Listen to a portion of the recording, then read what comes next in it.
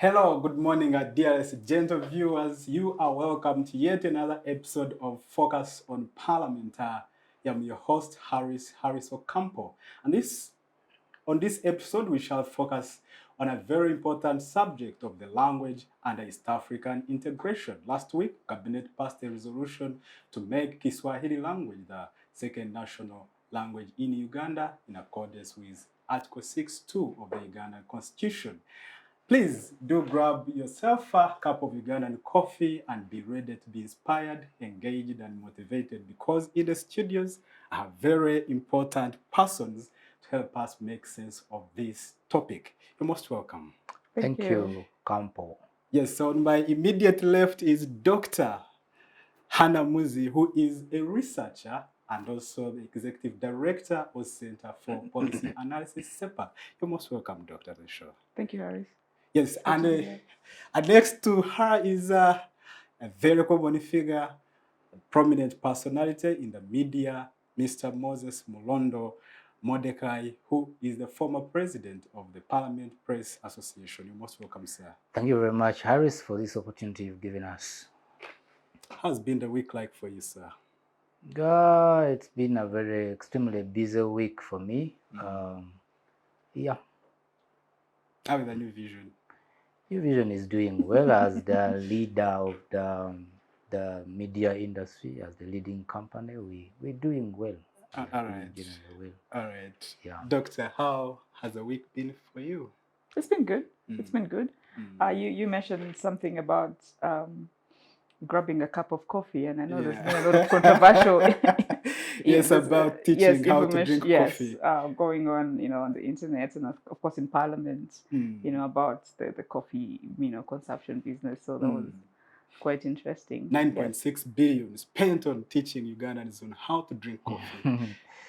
But also on a positive note about coffee, the latest performance of the economy report indicates that our earnings from coffee exports have increased to $73 million, which is actually good news.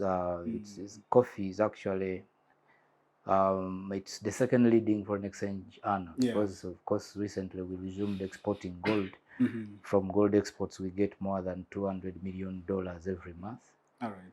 Yeah, so coffee is very fundamental to our economy as a country. And in the whole of Africa, by the way, we are second to Ethiopia in producing coffee. Wow. We produce about 6 million bags of, we export 6 million bags of coffee. So, incredible. Yeah. And I think we should organize a show on coffee because I think it's very important to our economy. But for now, let's move on and dive direct into the conversation for this episode, which is about Kiswahili language. And I'll start with you, Mr. Moses, because I think you've been interested in this subject for quite a long now. Tell us, please, what are the benefits? Why now? Well, of course, it's one of the necessary interventions for promoting the integration of East Africa as a region. And of course, it's a common language that is spoken nearly by all the ESC member countries, including the latest member country of DRC. So it's a step in the right direction for us, especially Ugandans, by the way, because Kenyans and Tanzanians are far much better in speaking Swahili. So here we've been struggling, but of course, government has not just started; they already started on it because there is a government policy that is under implementation where Swahili is now taught. And recently, at Vision Group, our head of content, Mr. Felix Oske, gave us a challenge. We usually have a morning meeting of editors of different desk sections. So he gave us a challenge actually last week and said, today I want each one of you to make your presentation in Swahili. Wow. It was very interesting. It was very interesting because, of course, almost none of us could do it. He said it like a joke, and some of us tried a bit, but of course, that shows that we still have a long way to go as a country, as Ugandans, in ensuring that we we all learn Swahili. The Minister for ESC, the Deputy Prime Minister and Minister for ESC, the former Speaker Rebecca Kadaga, has been aggressively promoting the learning of Swahili, and they even started bringing a tutor during cabinet meetings to teach ministers basics of speaking Swahili. But also I want to tell our viewers, if you're really interested in learning Swahili, we are very lucky we are in the digital age. Yes, it should be If you easy. just put in the from English to Swahili, it will take you to a Google Translator, where you just put in words in English and they will show you the Swahili version of those words, and you can use it to learn Swahili. So as I conclude, I am very happy about the steps we are taking as a country to learn Swahili as part of the measures that need to be undertaken to promote the integration of East Africa. But of course, there are so many other initiatives that we need to undertake as a region, as a bloc, I'll get back to you on promote that. our integration. Thank you very much. Great. Now let me bring in Dr. Muze, to an ordinary Ugandan who is not familiar with the Kiswahili language. Why should they be excited? Why should they invest into learning the Kiswahili language or teaching their children Kiswahili language? Thank you, Harris. I think for basic reasons, as we live in a global village, as we commonly refer to it, but of course, because of globalization, definitely. And so as the world keeps getting closer and closer and getting more connected, obviously because of the internet, just like Moses said, then it becomes imperative on us to have a common language, a common mode of communication. And just a little bit of, probably for information purposes, Kiswahili is not just spoken within East Africa alone. There are over 200 million people who speak Kiswahili. Wow. Yes. And that is across Africa or across Africa, yes. Across Africa. And so it's not just a cabinet resolution per se, as for now, and in a bid to promote the East African integration, but it is also a move by the African Union to make sure that at least, actually it's one of the African Union languages. Wow. Yes, so it's the cabinet move is one of those steps towards ensuring that we actually align to, of course, the Agenda 2063, which is the African agenda, African Union agenda, and of course, which is geared towards creating a more integrated Africa, a more united Africa. And so, of course, for the everyday person, the most important, one of the most important reasons as to why, of course, we would be interested in Kiswahili is, of course, for business purposes. Yes. Once we are integrated as a region, first of all, and then, of course, continent-wide, there's got to be a common means of communication, a common means of language. And then, of course, the other advantage is also governance-wise. And I think in Uganda, we see a lot of that happening, especially when it comes to communication, political communication. Recently, not so recently, but, you know, it usually happens during when MPs are swearing in. It's quite satirical, but again, it is sad at the same time that we actually have to be forced to speak this English, which is not originally African. As you're speaking, the question at the back of my mind is, why not English? I know statistics show that English is more spoken on the African continent already. So if it's about harnessing a common language for trade purposes, why not English? That is a good question. English is falling. Exactly, but that's a good question. But then again, from within the exactly, region. it is foreign. But a Ugandan would say Kiswahili is foreign as well. No, you see now. It's from within the region. Yes, when we speak in support of Kiswahili, yes, there are those sentiments where people will say, okay, yes, but Kiswahili is foreign, it's not natural to us. But if you actually listen to Kiswahili, it's got a bit of, like, for example, Bantu terms that have been, you know, that's a nice one. Which actually makes closer. it African. It's closer to us than English. Yeah. And then, of course, just for decolonization purposes. Exactly. Yes. Yeah. It's about time we started embracing our own culture. It's about time we started embracing who we are. Yeah. And part of embracing who we are, part of embracing our identity, it starts with the language. Wow. It happens in many of our societies, whereby if you don't know your own language and you only associate yourself with the English language, then it's hard for you to actually know who you are, because culture is transformed through language. And language is essential to our identity as a people. Essential to our identity as a people and as a nation. And when we talk about nation, this is not just narrow nationalism, where we're talking about just being Ugandan. Exactly. This is the nationalism of Africans as a nation, as a people. And that's why I want to bring in Mr. Moses Mulondo. Yes. You know, by 1995, the Ugandans were convinced that this is an important idea to implement. Why did this take so long, the government of Uganda, to implement Kiswahili as the second national language? I think for the case of Uganda, of course, I think it is partly because of our history, because the past regimes, especially the armies, were very brutal, and they were always using Swahili in carrying out their brutality, fungua mulango and stuff like that. So a big section of Ugandans developed a very negative attitude towards Swahili. Even up to now, when you ask many of them why they can't try speaking Swahili, that is what they keep referring to. So I think that is the association with the military and other security agencies. Exactly. Brutality. Exactly. Yeah, but I think that attitude is changing as time goes by. But also, I'm sure if government can do enough sensitization to explain to Ugandans on the need for them to learn Swahili, I am sure Ugandans will increasingly embrace the language, especially by targeting the young population, the way government is doing in schools, in universities.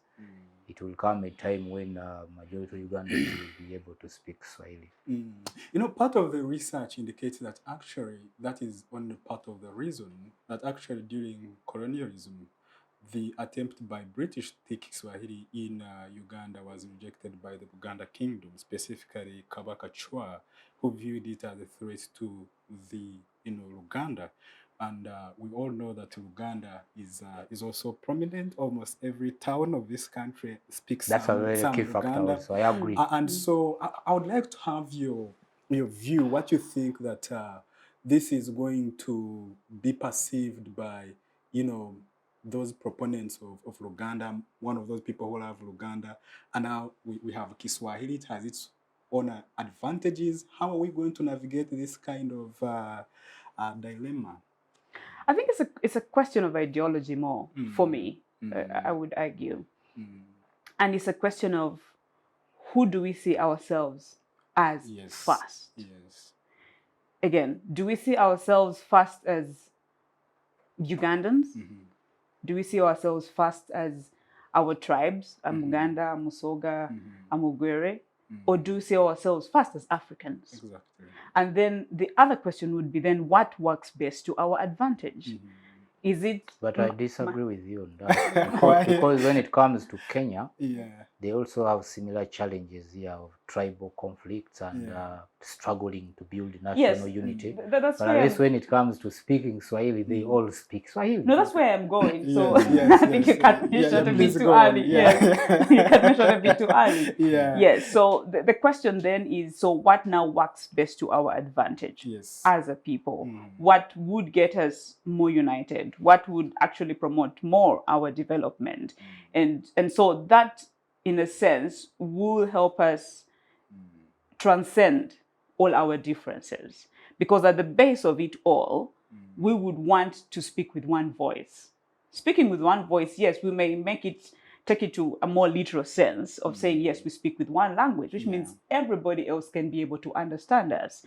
For example, now, if we were speaking in Kiswahili, believe you me, even somebody who was in a shamba somewhere in some village deep down, and if say they were listening on radio, would have been able to understand us. But because we are speaking English, most likely they will not be able to until somebody else gets, to translate that for them. Again, when you talk about Uganda, if you travel across the country, yes, I mean, if you're on public transport, or if you pick up on the border, yes, you're going to speak in Luganda and they'll most likely hear you. But not everyone understands Luganda that well, especially when it comes for broader communication terms. In everyday communication, market, exchanges, yes, they'll probably speak Luganda. But then when it comes to really comprehending issues that are important for their own livelihood, they may not be able to. But then if we have a language that transcends class, that is the whole idea. Can we transcend class? Can we transcend tribal affiliations? Can we transcend our status? Can we transcend our gender? Can we have a language that transcends all that? And so that when we speak, we all speak with one language. So that if we're all speaking, nobody can tell what level of education you are. Nobody can probably tell what class structure you're coming from. Of course, it's possible to tell that one, but at least can we have something that unites us? And I think Kiswahili, in that sense, a common language in that sense, would be able to create that unity. At least it's a first step towards ensuring that we speak and we understand each other. But Paris, as we speak about Swahili, yes, I would like to specifically get your reflections on what she has said, because you seemed to borrowing from the experience of Kenya and Tanzania, because they also have different ethnicities. You seem to suggest something different to, what she's proposing. No, on what she has said, I already made my point. But what I wanted to add on is that, of course, maybe to a bit disagree with what she said concerning Uganda. Uganda remains according to statistics, the most widely spoken language in Uganda. Yes. And especially the language used by the ordinary wananchi, people who have not gone to school. So, yes, but concerning the East African integration, I think, of course, English remains the most widely spoken language in the region, and all our schools, education sectors are using it. Yes. So there is a school of thought by some people who think that, whereas it is important for us to learn Swahili and promote it, when it comes to the integration of East Africa, there are so many other initiatives that we need to focus on beyond Swahili, which are very important, like issues of having common laws concerning democracy and governance. Like here we don't have term limits. In Kenya there are term limits. In Tanzania there are term limits. I wanted us to come to that next. And this is my final question on Kiswahili to you, Moses. Now, we have two official languages. So how do you see this now playing out officially? Now, let's imagine that you have 80% of Ugandans speaking fluent English. You have 80% of Ugandans speaking fluent Kiswahili. So which one now takes preeminence? Let me tell you this. Yeah. I don't, even in the next 20 years, I do not see Swahili overtaking English. So when let's assume it finally happens. Or even Uganda. It is that's why I had not even wanted us to over discuss it. For argument's sake, because it's important. The different topics we are looking supposed into to the discuss. future. She talked about Africa 2063. Surely, if we made the right efforts, we can make it the widest spoken language in Africa, and I think we should. So, where do you see the position of English then? Should we be worried? Is it really that important? Should we hold on to it? There is no cause for worry, because even in Kenya and Tanzania, they use both languages concurrently, English and Swahili, and but also, the literacy rate of our countries in the region has been going up at a very high speed. In Uganda, we've reached about 78%. Yeah.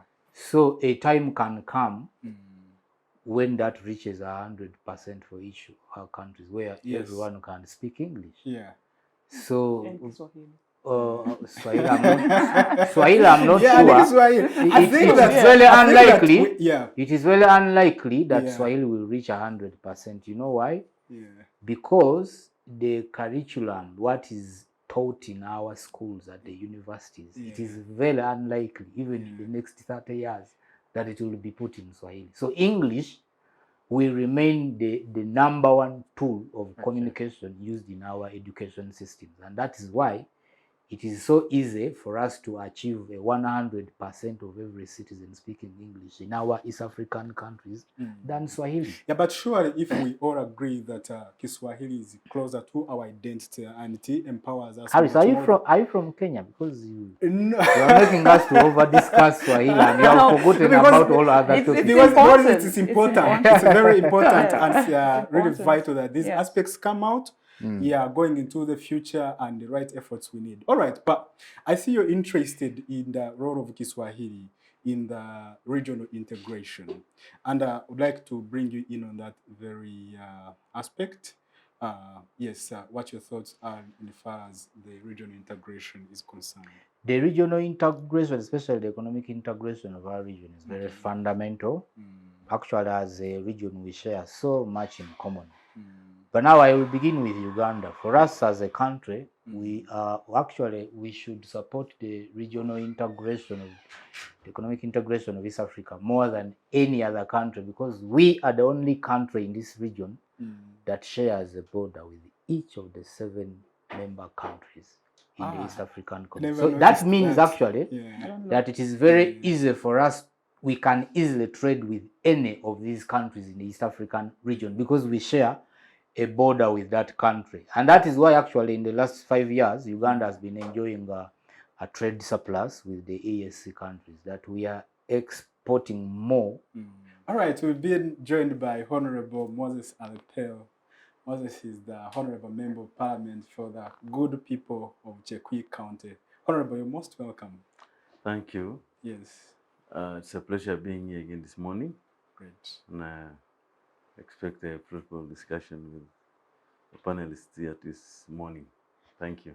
Great. Let's proceed with Moses. He was giving us other important areas of the integration that we need to focus on if we are to really harness the benefits of Kiswahili. Yes, I was telling you that as Ugandans, and I think that is why President Yoweri Museveni is extremely passionate about the East African integration more than the other presidents in the region, because for us as a country, as Uganda, we are strategically located in the region, at the center of the region, and we are sharing a border with each of the East African member countries. So that gives us a competitive advantage when it comes to trade, and I am not surprised that in the last 5 years, we've been enjoying a trade surplus with the EAC countries, that we are exporting to them more than we are importing from them. So, but of course, the other thing we need to seriously promote is the issue of connectivity, especially transportation. The standard gauge railway is a very good idea for connecting the East African countries, but of course, Kenya has made a lot of progress, but for us as Uganda, we've not yet done a lot of, we've not registered a lot of progress. But recently there was a regional meeting here in Uganda where ministers from the EAC countries converged, and they resolved on the need for them to fast track the building of the standard gauge railway. And they believe that that is the most important project that we need to prioritize if we are to promote the economic integration of the region, because you know that modern rail transport system, it is common in Europe. It facilitates movement, and it reduces the cost of transporting both goods and human beings. So it's a project that we need to give priority to. But also, lastly, is the issue of governance and democracy. If we are serious about the integration of the region, especially if all the citizens are to embrace it, because there has been an argument that this integration is among the leaders. So if we want the citizens to embrace it, we have to promote good governance and democracy, and have common practices and laws for promoting good governance and democracy. And that will actually promote inclusion of the citizens of East Africa, in our governance and democracy. I think my sister here loves that. Yeah, and I want to bring her in to tell us exactly what excites her about what she said. No. I mean, of course, off the camera, we had a very Yes. heated discussion with Moses about Kiswahili. Yes. And, I just like his conclusion when he starts talking about inclusion. Yes. And which also brings in the whole idea of minorities. And then how do we incorporate minorities into the development process? And again, it still goes back to our basic theme, which is the Kiswahili. Yes. Including minorities, making the governance system inclusive, I believe, begins from one, of course, incorporating citizens into the decision-making processes. Sure. But then before the citizens get involved in decision-making processes, they need to understand how does government work? What are the governance systems in place before they can be able to contribute to them? And I think one of the barriers to citizen involvement is obviously language. Exactly. For now. Exactly. And why is that? It's because of our literacy levels, obviously. And of course, for us to be able to incorporate grassroots communities into the governance system, it means that we would need to translate these broad-based governance systems or broad-based governance concepts into languages, into a mode that can be easily understood. And one of the ways of doing that is through language. And through that, we obviously cannot run away from the fact that we need a common language. Yes, Luganda may be spoken quite fluently or often by people in the central region. Not in every region do people speak Luganda fluently. They may understand it, but they may not really understand it in totality. So, for example, if this whole show was in Luganda, we are going to be using concepts and terms that people would probably have to Google to understand, to find out what that means. But then if we have a language that is easily understood by everybody, despite, again, I go back to my argument, despite what your social status is, despite what your class is, then it's possible for us to translate governance concepts to the local people, and it's possible for citizens to hold the representatives accountable because they know how government works, they understand the concepts. And I think, for me, inclusion, like he said, takes us back to the basics, which is, do we have a common language? Do we understand each other when we speak? Because, also when it comes to English, again, in conclusion, the way people articulate themselves could be quite intimidating for other people. Exactly. So that it has its own layers. So the way you articulate yourself would alienate certain groups of people automatically. But if we were using the same language, that in a way creates the inclusion that we're looking for. Honorable Moses, to bring you up to speed, we've been discussing with colleagues what the adoption by cabinet to, the decision to implement Kiswahili as a second national language means for Ugandans, the benefits looking into the future, but also Mr. Malondo brought in a very important aspect of what that means for regional integration. At this point, I would like to hear your reflections about this. I know this is a conversation that has been close to you within the corridors where you work. Yeah, thank you. First of all, I want to apologize for coming late. It's not my practice normally. Yeah, well, on the issue of Kiswahili being incorporated as part of the aspects of integration, I think it's something that is inevitable. Communication for people within the community definitely should have some identifier language. And as people of East African community, I think a language that is somehow universal to all of us is Kiswahili. One, it identifies with us, meaning the society within this region. Why? Because Kiswahili is a mixture of Arabic and some Bantu languages, and actually most of Kiswahili, I'm sure someone will bear with me that most of actually the words are more Bantu than actually Arabic. Exactly. And that brings a sense of ownership really towards the people of the East African community. And bringing one of the languages for a particular ethnic group within the community would definitely bring some sense of maybe superiority complex or even inferiority complex for others, depending on which side you are looking at. And so it is something that will be universal to the community and what we can identify as ourselves as a form of communication. These are the languages that we have, I think, at a certain time now. You know, the way we learn them, we have sort of made it that they have to be formally learned, like English. Most people think that you must really go to school, learn English, or even French, go to a formal class and learn it, which is not the case with Kiswahili. It is easily learned just informally through the communication like any other languages. Of course, that is characteristically how things are done in Africa, through oral. In fact, most of the literature is even supposed to have been oral. It is not something written. That's why we're able to learn some of these things very informally. There are also people who have learned English actually informally, without necessarily going to class.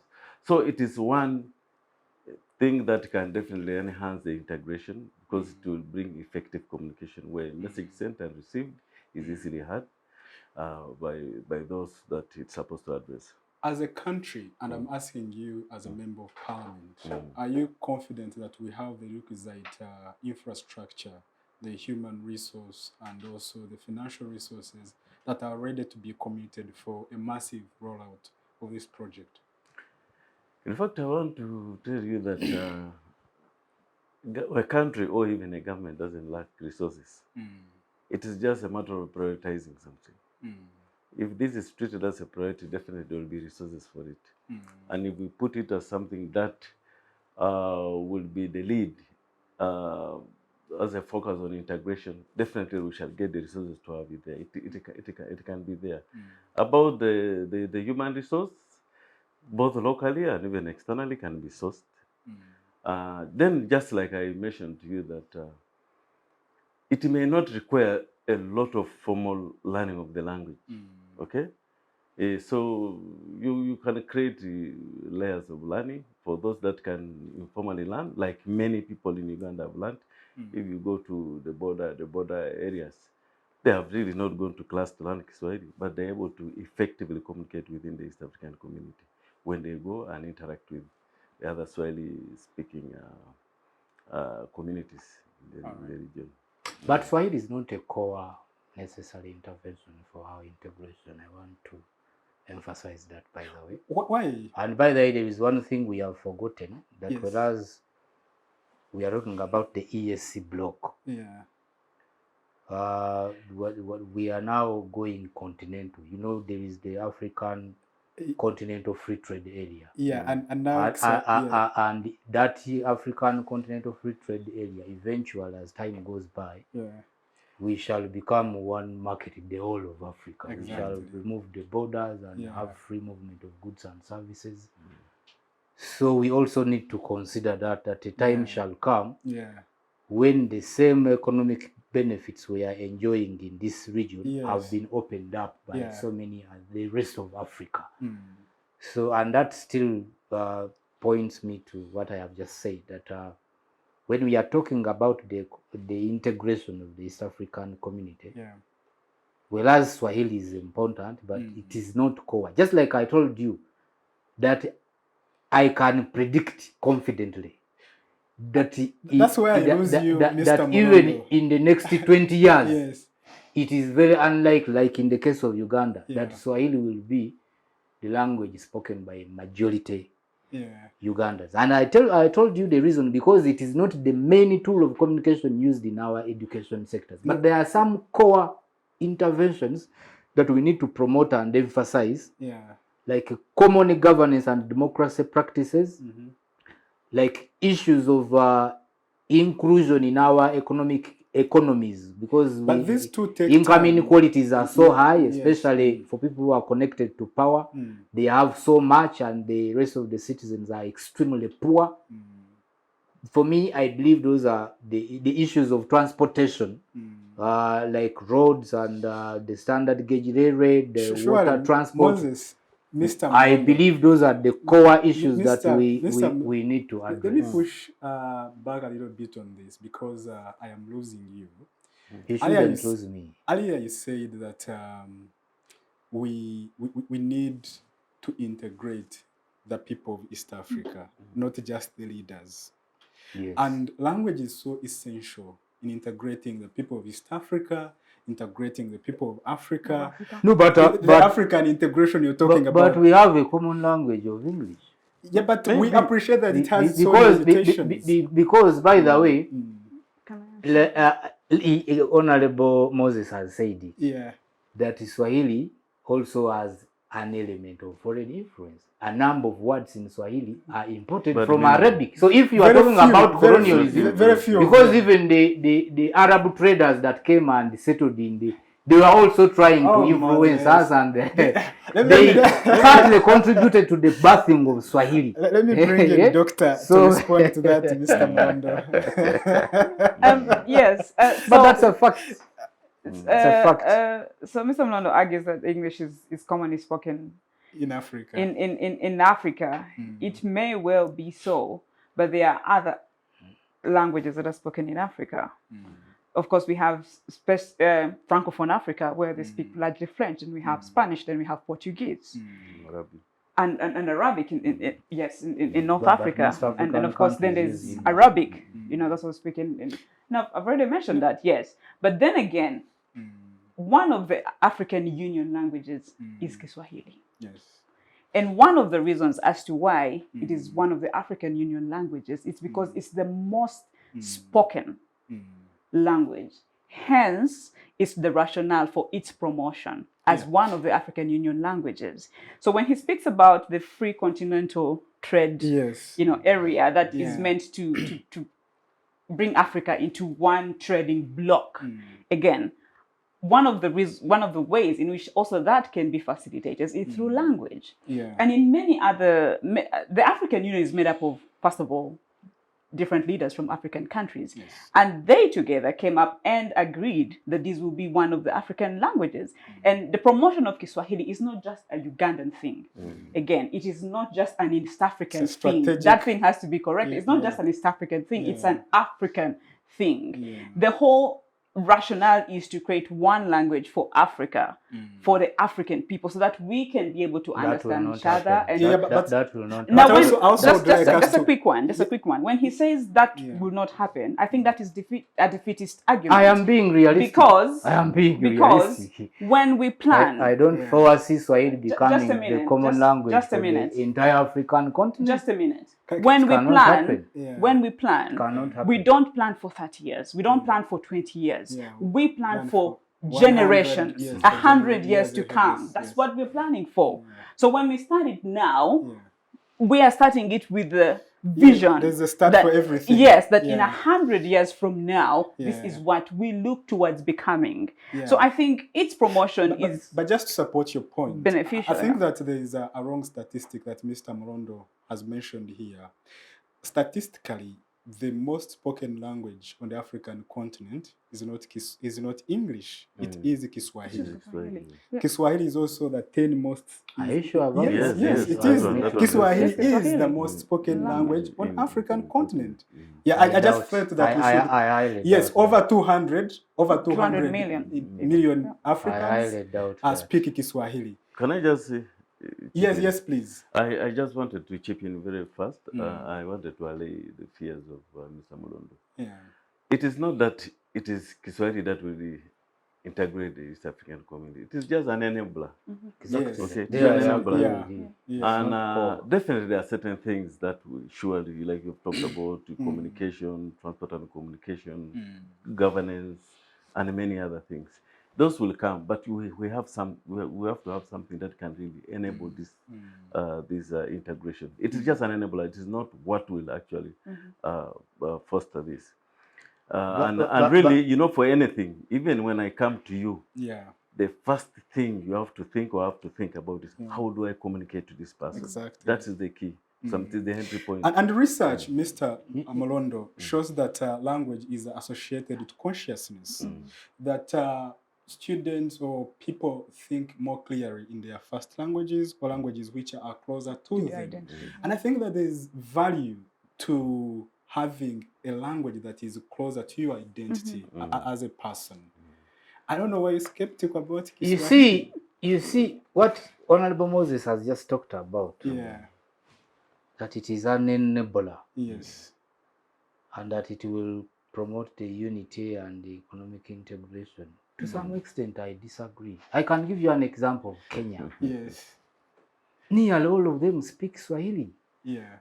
But you know how disjointed that country is, especially every time they are having a general election. Even up to now, relative. Some are on the streets. They are divided along their tribes. You know, the Americans. So the it is not a galanta of the unity. Americans, like you I think that is not about. That's a very clear example that in Kenya, nearly all of them speak Swahili, but it has not united them. You'd say the same they about are greatly Americans. Disjointed and they divided along their tribes. Mr. Mlondo, what I was saying is, when I come to meet you, first of all, there must be a basis upon which we shall be picking each other. Okay? Whether we don't agree or we agree, there must be a way. Because how do you disagree with me without knowing what? Without understanding what I'm saying? Or how do I disagree? If I see communication, part of it is like body language. If I also see the body language is in a certain way, it is just all about something that is a kickstarter, something that is a break Harris of the and ice. Honorable Moses. Yes. You see, China, Arab countries, some European countries like Germany, France, for them their native language are superior because they are the main tools they use in their education systems. And I am just repeating this. I am telling you, unless East African countries make a policy and they all resolve that for us to move in that direction, let Swahili become the main tool of communication in our education system. Without that, by the way, forget. Without that, forget about what. I think that's what the East African. We shall reach there. We shall go there. But that will take a long time. I don't foresee that happening. You know, I want to give you an example. When earlier on in this country, the form of communication, the language of communication, was actually the first what we call the mother tongue. Okay, you'd be instructed in your language from Karamoja. You'd be instructed in Karamojong until you reach a certain level. Then you pick up with English. So what I'm saying is, with time, that's in fact you are even giving us a head on that. By the way, we should be thinking that with time we should use this as a language of instruction, so that it will form a foundation on which the people will be using. It may not be for you and me. I know. But for the next generation. Exactly. All right, we have to conclude this discussion, and I want to pick each one's last thoughts before we take a break, and I'll start with Mr. Mlondo. What do you think this should be the position of Kiswahili as we look forward to the regional and the continental integration? Harris, I am actually disappointed. Yes. That we have spent much of the time we are supposed to spend in this segment discourse. Discussing Swahili alone. Yet you had promised us we are going to talk about the digital economy. No, that will come in a second segment. That will come in a second segment. But I'm sure we have very limited time now. But anyway, my conclusion is we have spent a lot of time discussing an idea whose actualization will take donkey years, decades to be actualized and get at a scale that we want it to be. It's worth our effort. Thank you very much, Harris. Honorable Moses Alepel, your thoughts on the topic? Yes, Harris. I just want to tell someone that even there's a Chinese saying that even a journey of, is it 1,000? Yes, miles. The mile starts with one step. Exactly. And eventually it will be achieved. Exactly. But I think this is the way to go. You know, I want to tell you when I move When I travel sometimes some of the East African countries, I really find myself out of place in terms of communication. I can pick Kiswahili, but when I go to places like Tanzania, when I go to Kenya, when you hear that Kiswahili, you really feel out of place and you find difficulty in communicating. But I want to say that why, you know, when I go to shopping here in Kampala, even if I find the people there can understand me in English, but when I speak my broken Luganda, the connection comes in, and you know, it's in a way it facilitates actually the transaction that is going to take place. So it can engage and make it. So I think it is the way to go if we really have to achieve a lot, because that is the basis in which we can effectively communicate within the community, and it will definitely be something that will enhance the integration that we want within this. Doctor, what does the country need to get right in order to fast track the Swahili language among Ugandans? I think I'll just echo what Honorable Moses said, prioritization. Okay. And that, in a sense, is tied to resources. If something is made a priority, definitely resources will be found for that. And of course, in addition to that, I think comes with mentality change. But then also just to also make a little bit of some correction. Sometimes when we speak on these elitist forums, we tend to think that what happens here is what happens at the grassroots. Unfortunately, not. In terms of regional integration, businessmen actually speak Kiswahili because they transact across borders. So also just to allay fears that no, this is not an elitist conversation. It is something that is already happening in society. It's now a question of formalization, which is essential to take it to the next step. And of course, when we plan, we don't plan for now, we plan for the next generations. Exactly. Fair enough. Thank you so much, our viewers. We are going to take a very short commercial break, and when we return, we shall continue this discussion with yet another important topic, that is the digital economy of Uganda, its status, and what we can do to move it forward. Please do follow us on YouTube and Twitter at Civic Space TV. Make a comment. We want to know what you're thinking. Give us a like and share. Digital rights are those human rights and legal rights that allow individuals to access, use, create, and publish digital media, or to access and use computers, other electronic devices, and telecommunication networks. Digital rights include a right to freedom of expression, information and communication through technology, a right to privacy and data protection, a right to credit for personal works, a right to universal and equal digital access, a right to identity, a right to anonymity, a right to be forgotten, and a right for protection of minors, among others. The state's digital rights are frequently violated through various unfair actions, for example, blockage of websites and social networks, theft of credentials, unauthorized use of people's data for personal gain, privacy intrusion, online censorship, arrests and intimidation of online users, internet blockages, and the proliferation of laws and regulations that undermine the potential of technology to drive social, economic, and political development worldwide. It is hence every citizen's responsibility to respect rights of other digital users and to speak out or report to the responsible parties when one's rights are violated. Welcome back. You are watching Focus on Parliament here at Civic Space TV. And in the second segment, we are going to look at the proposals that have been made in the Income Tax Amendment Bill, wherein a 5% tax has been levied on a number of digitally based companies. Honorable Alpe, I think you're the best person to start us off. What does this tax mean for our digital economy? A lot of Ugandans argue that this is a burden that is going to be extended to the taxpayer, and less is going to be met by the multilateral companies. Yeah, thank you, Harris. I would like to say that during our interaction when we were processing that bill, we really implored upon URA and the policy-making body on taxation, that's the Ministry of Finance, to make sure that when such tax proposals are brought, there should be an aspect of making sure that the citizens understand it as much. Because what normally happens is people actually think that the tax proposal is going to increase the cost of using internet and possibly some of such digital services. What actually the proposals were on the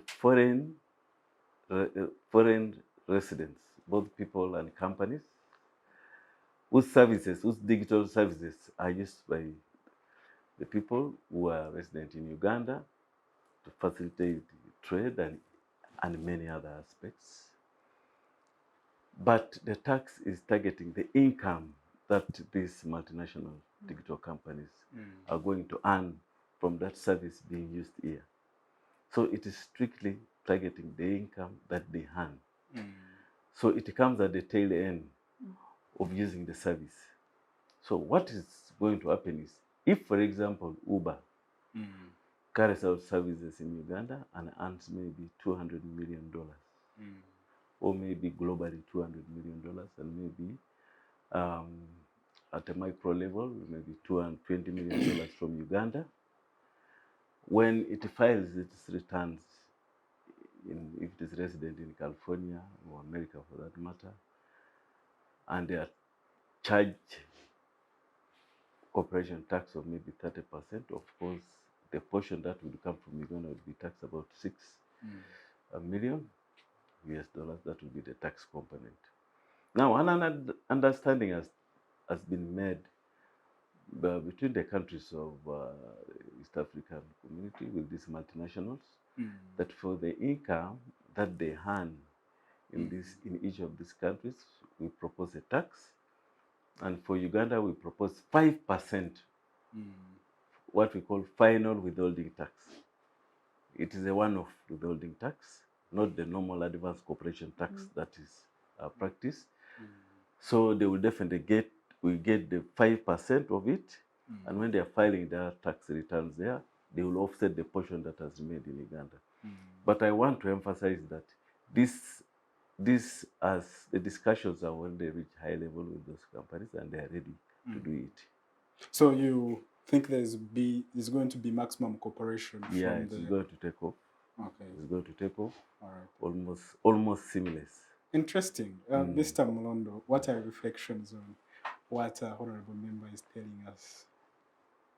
No, I actually disagree with Honorable Moses. Yes. In NDP3, government put in a number of targets, and for the ICT sector, the target was that by 2025, which is less than 2 years away, our access to internet would reach 70%. But when government brought OTT and later replaced it with excise duty on internet data of 12%, which is extremely high. It was passed by Honorable Moses and his other colleagues. The access to internet dropped from 47% to about 33%. Wow. But the world over, all progressive countries, by the way, discourage taxes that limit access to internet. In fact, in the whole of Africa, it is only Uganda and Zambia that have introduced taxes that limit access to internet. And in Benin, government had brought it and the citizens protested and government dropped it. You see, the excise duty on internet data is retrogressive, and it was not necessary. But now what government is proposing is going to worsen the situation, because those digital platforms are so many. Google is one of them. YouTube. And they are used for so many purposes, including education purposes. You know, during COVID, people were pleading with government to remove the taxes on the internet so that the students, because at that time they could not study physically. The world over, schools were operating virtually, but our government here, they were dragging their feet to do that. So, you see, the digital revolution has created millions of opportunities. I saw President Yoweri Museveni saying, I have now set a target of ensuring that our economy is catapulted to over $550 billion in a small space of time. But one of the sectors that you would need is the digital economy to invest in and unlock the potential of the country is the ICT sector. But because of now these tax measures, the cost of internet in Uganda is extremely high. Now, actually, among the countries with the highest, with the most expensive internet. And when you have extremely expensive internet, your digital economy cannot expand. Our average cost of a gigabyte of internet is at 1.3 US dollars, which is about, in Uganda shillings, about 4,800. But there are so many African countries where actually the cost is less than $1, including Tanzania and Kenya, where the cost of internet is very low. In some countries, can you repeat that bit again? That the cost of one what? The cost gigabyte, yes, is how much? Is 1.3 US dollars in Uganda on average, which is about 4,800. In Israel, it is $0.04, which is about, in Uganda shillings, it is 150,000 only. 150 only. So our government, before actually thinking about introducing taxes on our digital economy, they should first concentrate their efforts on expanding this economy. In the future, after connecting a significant section of the population, yes, we can have discussions on introducing taxes. But where connectivity is still even below 40%, where the cost of internet is extremely high. Yeah, I hear your argument, Malondo. It's a valid one, but you also want to be concerned on the government's argument, where they say these multilateral companies make a lot of money, and in their countries of incorporation, their countries of origin, they pay a lot of taxes to those governments. So because they are resident there, but they are not resident. By the way, it is good you have said that. Isn't there? It is good you have said that. There will be a big problem on compliance. Because if a company is not resident in your country, that's what I asked, and they refuse to comply, you know what will happen? By the way, and this could have been the motivation. Yeah. So if they refuse to comply, government will close them like they closed the Facebook, and they will claim that the motivation is because they have refused to comply. But when because there are some political leaders in this country that are irritated by this new media, by the social media, they are always criticized and they don't like it. Yes. And they would wish to use such excuses, by the way, let me bring to you shut back to it this down. Point. Yeah. The question of compliance is what I asked Honorable Moses, and he said that there have been high-level engagements. But I want to take you back to your own analysis. In your analysis of how to grow Uganda's digital economy, isn't there a place where you can have maximum or optimal access to the service, but also you collect the revenue? Because I think that both are possible. You're asking me? I'm asking you, Mr. Malondo. I have already told you. By the way, the digital services are already overtaxed. I'm sure if you get one of the ICT experts, they will tell you.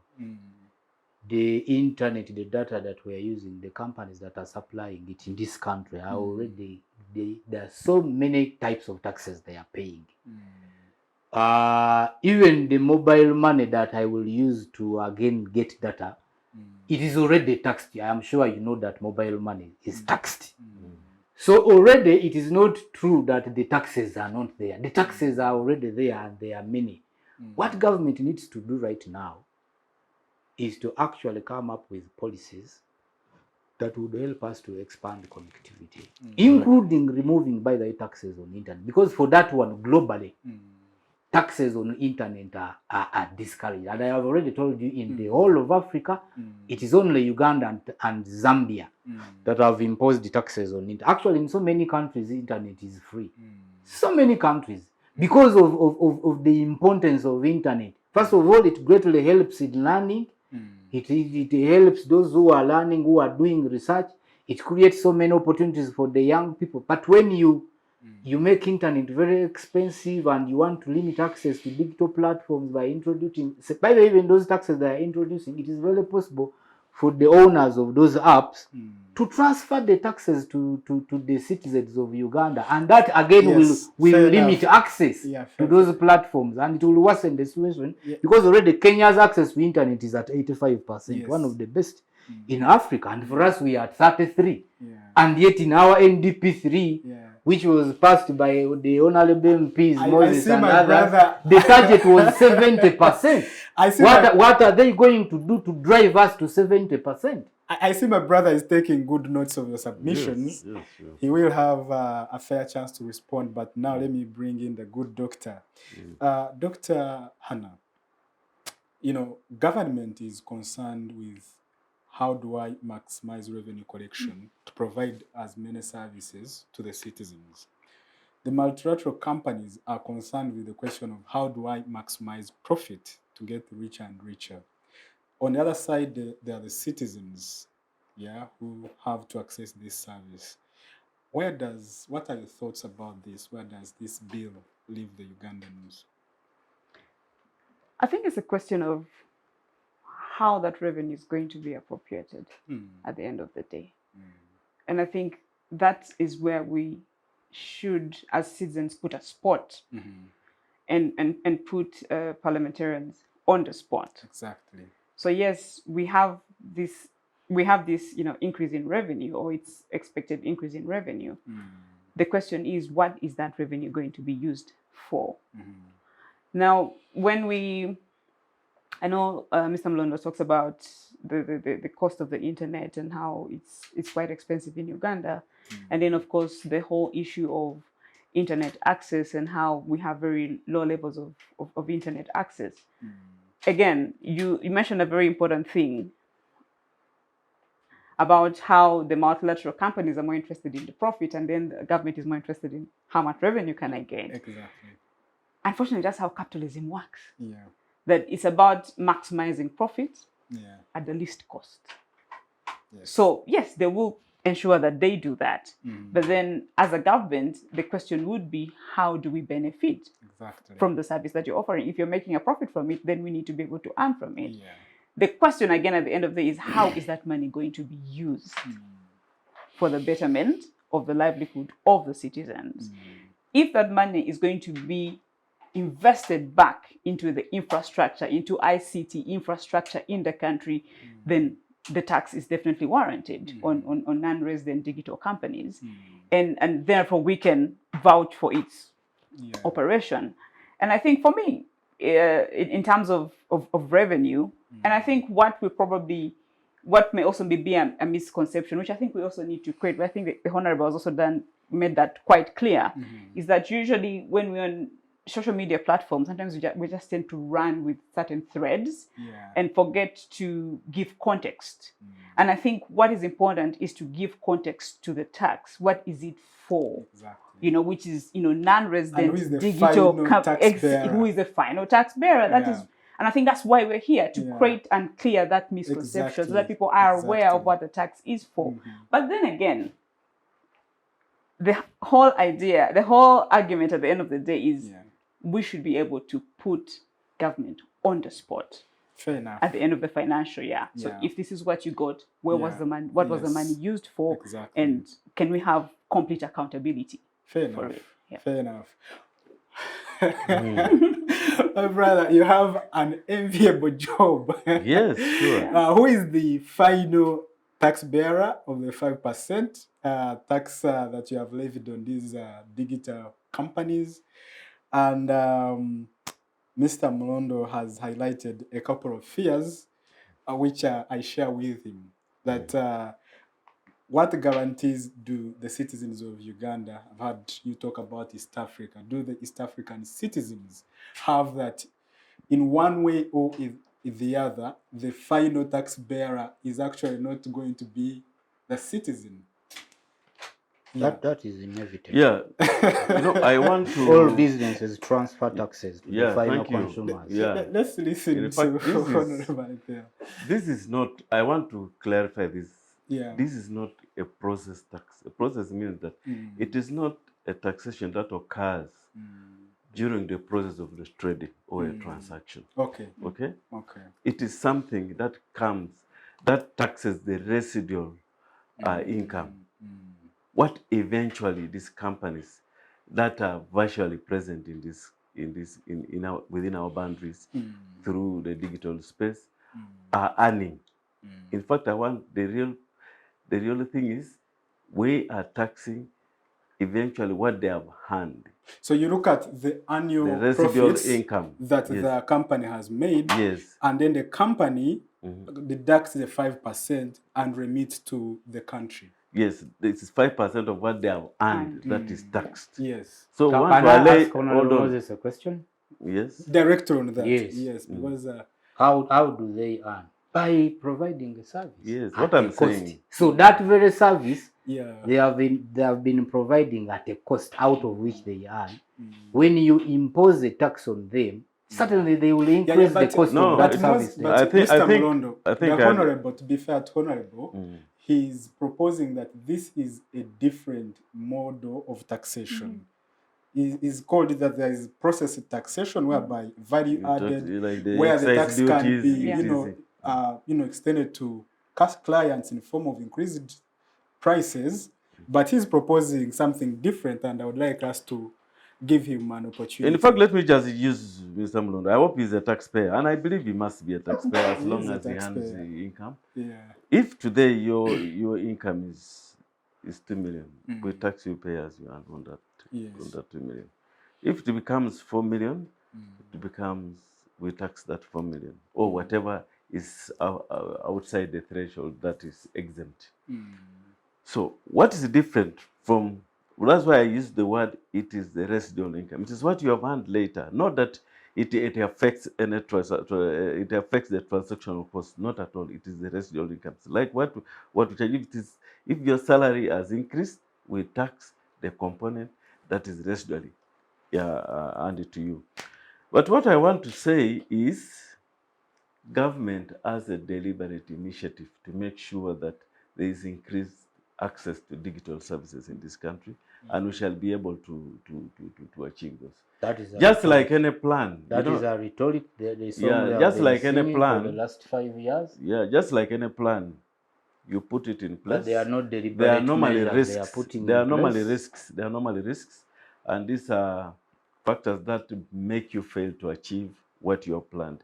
There are risks, and some of the risks, of course, what went through from 2020 up to around 2020, late 2020, 21. Those are some of the risks that we had, but they are deliberate initiatives. One of the initiatives is this. Government is initiating some innovation promotion with actually digital companies, so that young people. Yeah, there's actually a deliberate move with the that has been said for the last 10 years. I want to give you the strategies on how. I want to give Ugandans the initiative. I mean, the initiative that government, the strategies that government is undertaking to make sure there's an increase in access to digital space. Yes. One, in partnership with the digital companies, there's innovation. There are innovation initiatives where young people are encouraged to participate, to come up with innovation. Is this different from the coffee encouragement? Well, definitely very different.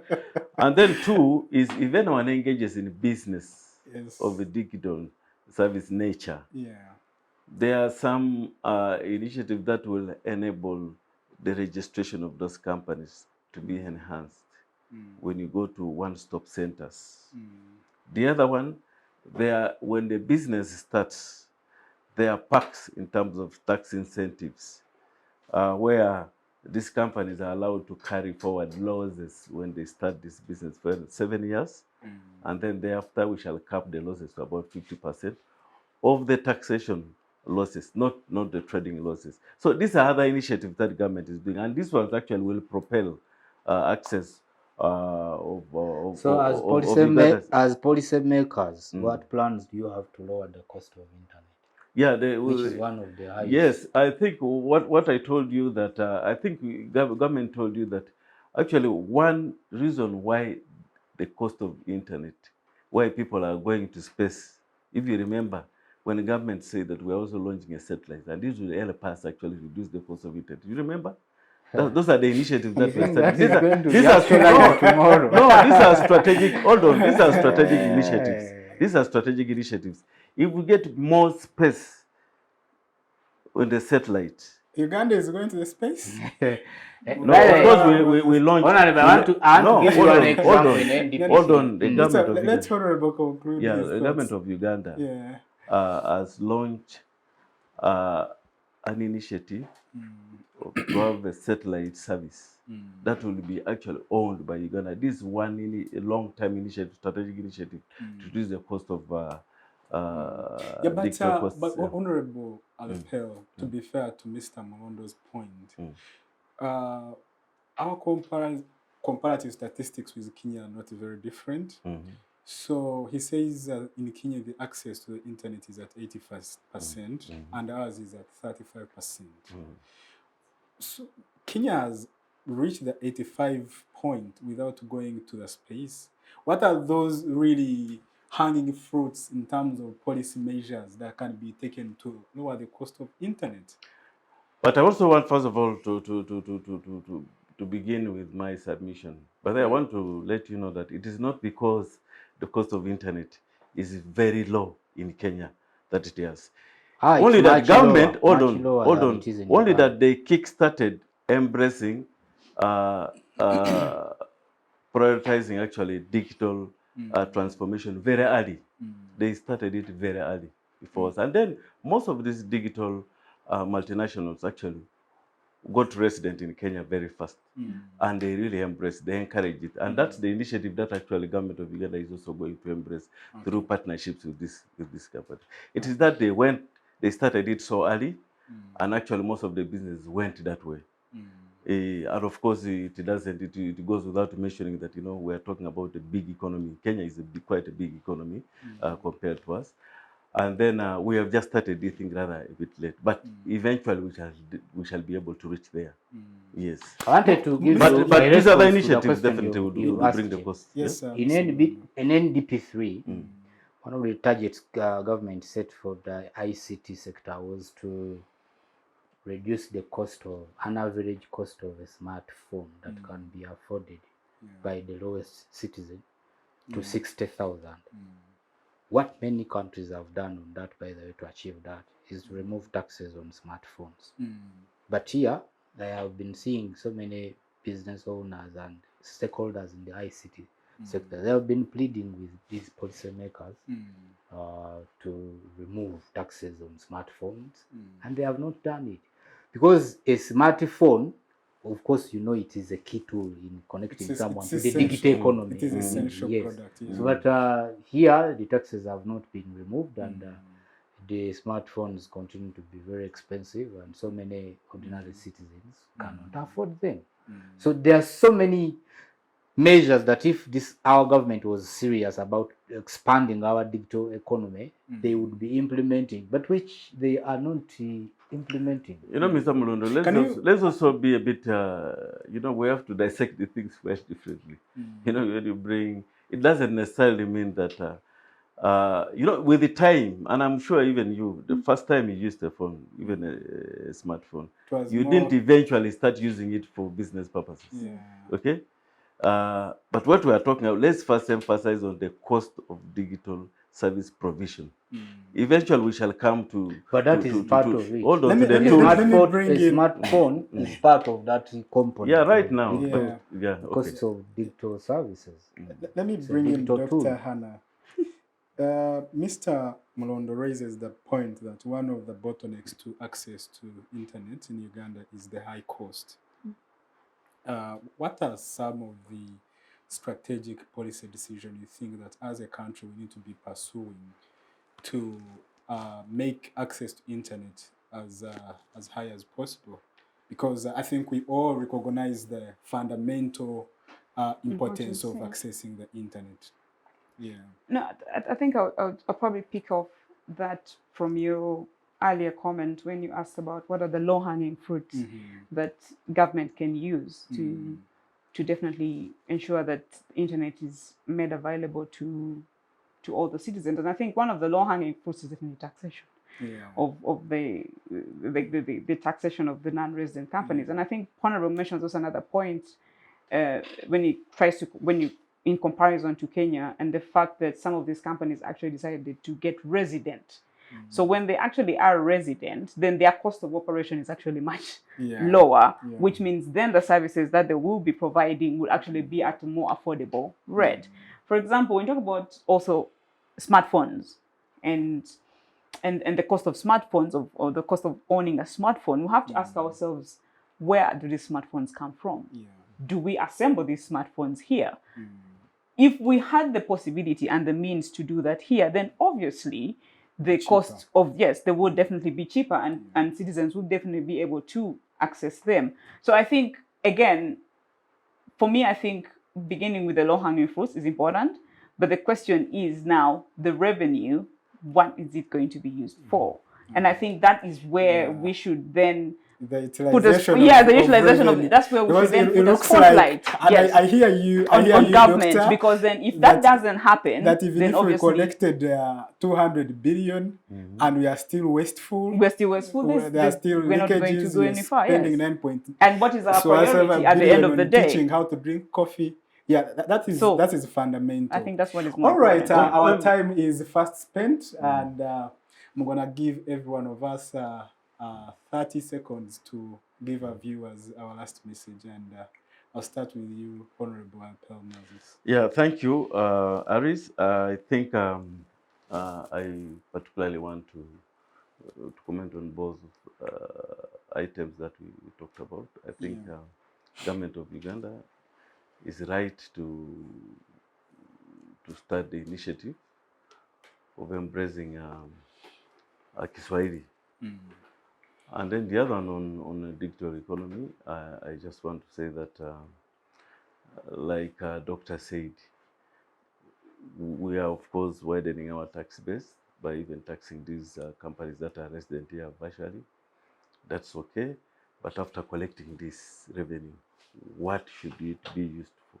I think that one should inform actually policy development, such that when these monies are collected, there should be a portion that should be ring-fenced to make sure it enhances digital innovation and services, to make sure eventually it brings down the cost of doing internet, so that it can up the usage of this, and also make sure that the economy gets skewed towards the digitalization.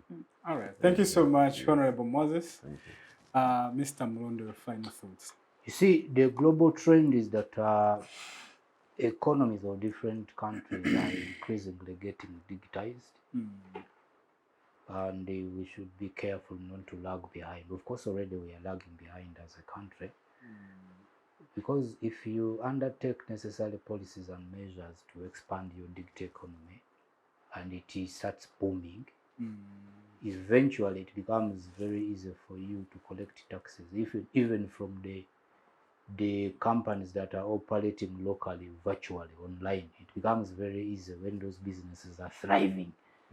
But if you undertake measures that are just stifling the growth of the digital economy, it is very unfortunate. So our policymakers, they need to seriously review the decisions and the policies they are making, especially concerning the digital economy. Thank you very much. Thank you so much, Mr. Mondo, for your thoughts. Finally, Dr. Hannah Muze. Thank you, Harris. And so for me, I think my point of conclusion would be on the provision of services to the citizens. And unfortunately, in the dispensation we're living in, there's a cost to that. And the cost to that means that wherever the revenue should be got and can be got at a fair price and under fair conditions, it should be. However, the question then at the end of the day is, what is it going to be used for? Is it going to be used for the right activities? And I think for us as people in the civil society space, of course, that's where we will put the spotlight. That so the money was collected, this is what you projected, and this is what you got, and so what was it used for? You know, and I think that is where we will definitely hold government accountable moving forward. Fair enough. Thank you so very much, ladies and gentlemen. It's been an honor having this conversation with you. I surely enjoyed a lot. I hope that our viewers did enjoy as much as I did. Please do honor our invitation when we invite you again. It's always a pleasure to have all of you. To our viewers, I say thank you very much for always tuning in and watching the show.